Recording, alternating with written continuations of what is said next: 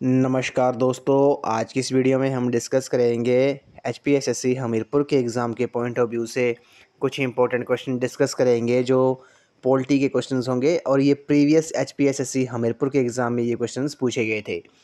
तो फ्रेंड्स, ये जितने भी क्वेश्चंस के मैं आपको आंसर बताऊंगा वो फाइनल आंसर की के अकॉर्डिंग ही बताऊँगा जो एचपीएसएससी हमीरपुर ने जारी की थी।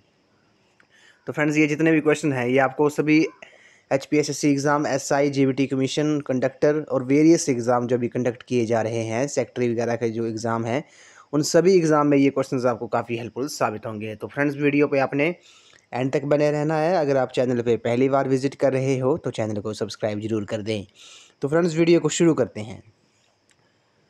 तो पहला प्रश्न है बोला गया कि भारत का प्रथम गवर्नर जनरल कौन था? The first governor general of India was. तो इस क्वेश्चन का जो करेक्ट आंसर है वो ऑप्शन नंबर डी है, लॉर्ड विलियम बेंटिक जो है इस क्वेश्चन का राइट आंसर है। ये भारत के प्रथम गवर्नर जनरल थे। ऑप्शन डी इस क्वेश्चन का करेक्ट आंसर है। तो फ्रेंड्स, ये जितने भी क्वेश्चंस मैं आपको आंसर बता रहा हूँ इनके अपने शॉर्ट फॉर्म में नोट्स जरूर बना लेने हैं क्योंकि ये रिवीजन के टाइम आपको काफ़ी हेल्पफुल साबित होंगे। और ये क्वेश्चन फाइनल आंसर की के ही अकॉर्डिंग बता रहा हूँ, तो आपने ये क्वेश्चन नोट कर लेने हैं। अगला प्रश्न है, महात्मा गांधी के विचार अत्यधिक प्रभावित थे। ये इंपॉर्टेंट क्वेश्चन है। Mahatma Gandhi thoughts were greatly influenced by. तो महात्मा गांधी के जो विचार थे वो अत्यधिक प्रभावित थे, किससे थे? ये भी एक इंपॉर्टेंट क्वेश्चन है। इस क्वेश्चन का करेक्ट आंसर है आपका ऑप्शन नंबर सी है, भगवत गीता से। इससे भगवत गीता से महात्मा गांधी के विचार जो थे वो अत्यधिक प्रभावित थे। ऑप्शन सी इस क्वेश्चन का करेक्ट आंसर है। अगला प्रश्न है, क्रिप्स मिशन किसके शासनकाल के दौरान भारत आया? The Cripps mission visited India during the regime. तो क्रिप्स मिशन जो आया था आपको पता होगा ये 1942 में आया था और किसके शासनकाल के दौरान, किसके शासन के दौरान ये भारत आया था? ये आया था आपका लॉर्ड लिथगो के शासन में आया था। ऑप्शन नंबर ए इस क्वेश्चन का करेक्ट आंसर है। आपको पता होगा 1942 में, कब? 1942 में क्रिप्स मिशन जो था वो भारत आया था। लॉर्ड लिथगो के शासन के दौरान ये भारत आया था।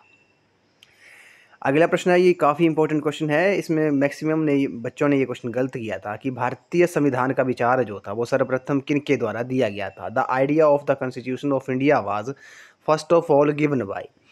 तो इस क्वेश्चन का जो करेक्ट आंसर है वो भारतीय संविधान का जो विचार जो सर्वप्रथम दिया था मैक्सिमम बच्चों ने डॉक्टर भीमराव अंबेडकर किया था, लेकिन फाइनल आंसर की में जो इसका आंसर था वो आपका एम एन रॉय था। क्या था?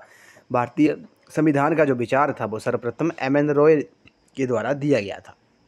ऑप्शन डी इस क्वेश्चन का राइट आंसर है।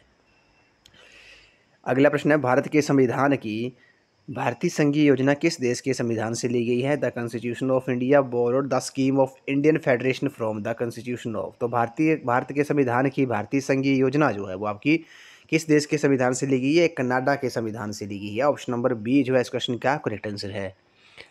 अगला प्रश्न है, इसमें बोला गया कि अल्पसंख्यकों के हितों का संरक्षण भारतीय संविधान के किस अनुच्छेद में विचारित है? Protection and interest of the minorities is envisaged in which article of Indian constitution. तो अल्पसंख्यकों के हितों का संरक्षण भारतीय संविधान के किस अनुच्छेद में विचारित है? ये अनुच्छेद 29 में है। आपने याद रखना ऑप्शन नंबर सी इस क्वेश्चन का करेक्ट आंसर है।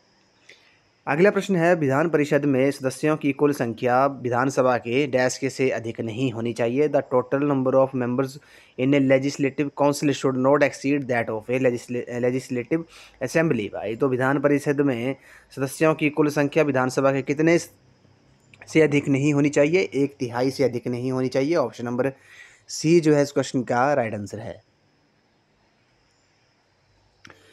अगला प्रश्न है, इसमें बोला गया कि स्पीकर द्वारा स्वीकार करने से पूर्व सरकार में अविश्वास का प्रस्ताव लोकसभा में कितने सदस्यों द्वारा समर्थित होना चाहिए? How many members of the Lok Sabha must support a motion of no confidence in the government before it can be admitted by a speaker. तो फ्रेंड्स, इस क्वेश्चन की जो फाइनल आंसर की में थी आप सभी को ग्रेस थी। अगर आपको किसी को इस क्वेश्चन का जो करेक्ट आंसर पता है तो अपने कमेंट सेक्शन में जरूर बताना है कि स्पीकर द्वारा स्वीकार करने से पूर्व सरकार में अविश्वास का प्रस्ताव लोकसभा के कितने सदस्यों द्वारा समर्थित होना चाहिए। इस क्वेश्चन की ग्रेस थी। आपने कमेंट सेक्शन में आपने जरूर बताना है कि इस क्वेश्चन का राइट आंसर क्या है। अगला प्रश्न है, इसमें बोलेगी the term of the Lok Sabha. Lok Sabha का कार्यकाल, ये बताना है कि लोकसभा का जो कार्यकाल है वो द टर्म ऑफ लोकसभा। तो इस क्वेश्चन का जो करेक्ट आंसर है वो आपका ऑप्शन नंबर सी है, एक बार में 1 वर्ष तक बढ़ाया जा सकता है। लोकसभा का जो कार्यकाल होता है वो एक बार में 1 वर्ष तक बढ़ाया जा सकता है। ऑप्शन नंबर सी इस क्वेश्चन का करेक्ट आंसर है।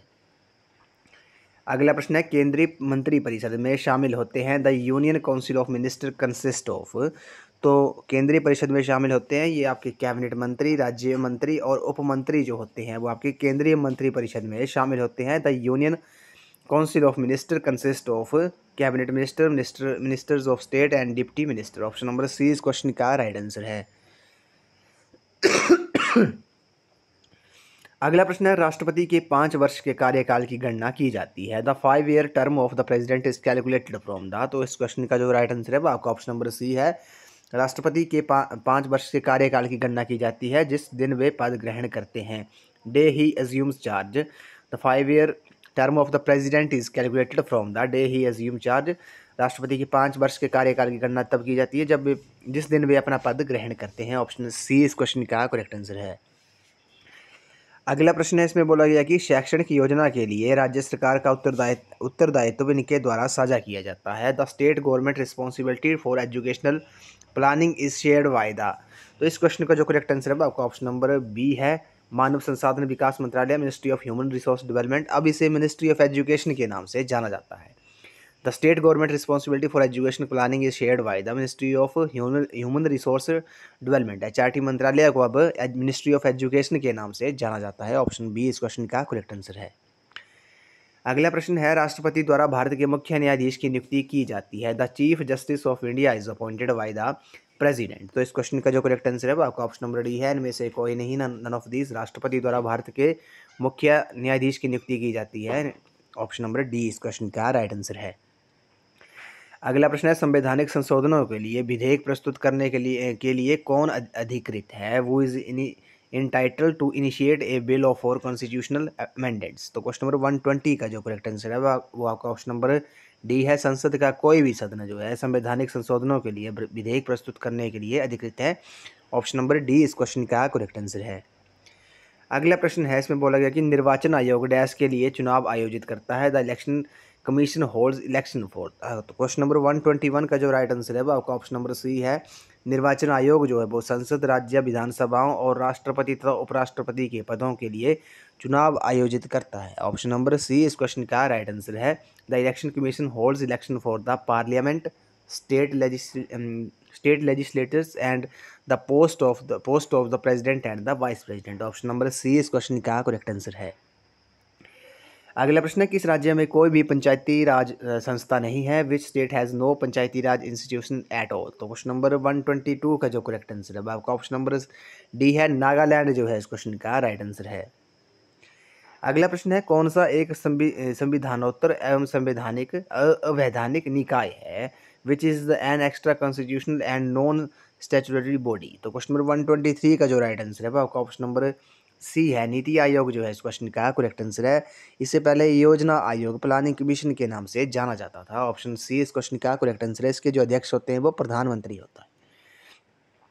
अगला प्रश्न है भारत में 25वां राज्य है। The 25th state in India is. तो भारत का 25वां राज्य कौन सा है। ये गोवा है। ऑप्शन नंबर ए इस क्वेश्चन का करेक्ट आंसर है। और गोवा की जो राजधानी है वो आपकी पणजी है। अगला प्रश्न है इसमें बोला गया कि भारत का जो 25वां राज्य था वो आपका गोवा था और अरुणाचल प्रदेश जो था वो आपका 24वां राज्य था। ये 24वां राज्य था अरुणाचल प्रदेश। और मिजोरम जो था वो अपने मिजोरम 23वां राज्य था। आपने बताना है कमेंट सेक्शन में कि नागालैंड कौन सा राज्य था। तो भारत का 25वां राज्य आपका गोवा था। अगला प्रश्न है संयुक्त राष्ट्र साधारण सभा के कितने सदस्य हैं। How many countries are members of UN general assembly. तो क्वेश्चन नंबर 125 का जो करेक्ट आंसर है वो आपका ऑप्शन नंबर ए है। 193 जो है इस क्वेश्चन का राइट आंसर है। संयुक्त राष्ट्र साधारण सभा में जनरल असेंबली में 193 देश सदस्य हैं। अगला प्रश्न है भारतीय सैन्य अकेडमी स्थित है। The Indian military academy is located at. तो ये देहरादून में है, उत्तराखंड स्टेट में ये पड़ती है। ऑप्शन नंबर ए इस क्वेश्चन का करेक्ट आंसर है। अगला प्रश्न है सार्वजनिक स्थानों में धूम्रपान का राष्ट्रव्यापी निषेध डैश है। The smoking in public places was prohibited nation wide from. तो क्वेश्चन नंबर 127 का जो करेक्ट आंसर है आपका ऑप्शन नंबर बी है। 2 अक्टूबर 2008 से सार्वजनिक स्थानों में धूम्रपान का जो राष्ट्रव्यापी निषेध है वो 2 अक्टूबर 2008 से है। अगला प्रश्न है, निम्न में से कौन सा भारतीय संविधान का तत्व दर्शन नहीं है, which is not the philosophy of constitution of India. तो क्वेश्चन नंबर 128 का जो करेक्ट आंसर है वो आपका ऑप्शन नंबर डी है, साम्यवादी राज्य जो है इस क्वेश्चन का राइट आंसर है। ये भारतीय संविधान का तत्व दर्शन नहीं है, कम्युनिस्ट स्टेट जो है इस क्वेश्चन का करेक्ट आंसर है। इस वीडियो का लास्ट क्वेश्चन है, इसमें बोला गया कि भारतीय संविधान की 8वीं अनुसूची संबंधित है the 8th schedule of the constitution deals with. तो ये किससे डील्स करती है? तो भारतीय संविधान की जो 8वीं अनुसूची है वो आपकी संबंधित है क्षेत्रीय भाषाओं की सूची से, list of regional languages. Option number A इस क्वेश्चन का करेक्ट आंसर है। तो फ्रेंड्स, आज की वीडियो में बस इतना ही। आज हमने पॉलिटी के कुछ इंपॉर्टेंट क्वेश्चन डिस्कस किए जो प्रीवियस HPSSC हमीरपुर के एग्ज़ाम में ये क्वेश्चंस पूछे गए थे, और ये इन क्वेश्चंस के मैंने जितने भी आंसर आपको बताए वो फाइनल आंसर की के अकॉर्डिंग ही बताए जो हमीरपुर बोर्ड ने जारी की थी। तो फ्रेंड्स, आई होप आपको वीडियो पसंद आई होगी, तो वीडियो को लाइक शेयर एंड सब्सक्राइब जरूर कर दें। और ये क्वेश्चन आप सभी वेरियस एग्ज़ाम जो कंडक्ट किए जा रहे हैं हमीरपुर बोर्ड द्वारा, JBT कमीशन, कंडक्टर, SI और सेक्रेटरी वगैरह के जितने भी एग्ज़ाम अभी कंडक्ट किए जा रहे हैं उन सभी एग्ज़ाम में ये क्वेश्चंस आपको काफ़ी हेल्पफुल साबित होंगे। तो फ्रेंड्स, आई होप आपको वीडियो पसंद आई होगी, तो वीडियो को लाइक शेयर एंड सब्सक्राइब जरूर कर दें। तो थैंक यू फ्रेंड्स।